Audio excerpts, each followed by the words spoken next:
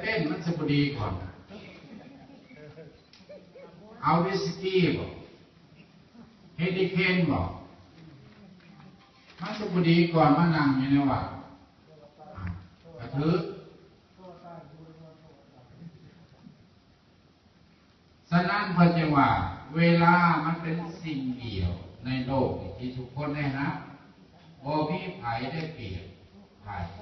บ่มีไผเสียเปรียบไผในหากสกล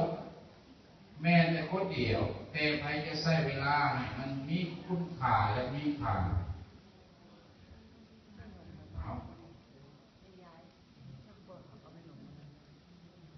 นี่แหละเพิ่นว่ามันเป็นเรื่องที่เราจะนำมาคิด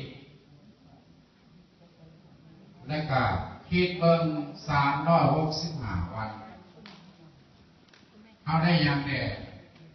เขามีอย่างแดดที่คุ้มค่าที่พากันท่องเที่ยวอยู่ในชีวิตเริ่มตั้งแต่เป็นเบบี้ได้ยินเสียงหายทะเลบางคนเราก็ขึ้นเครื่องบินกับกุ้มใจเล็กน้อยหายหลายจะไปหักกุ้มไงยัง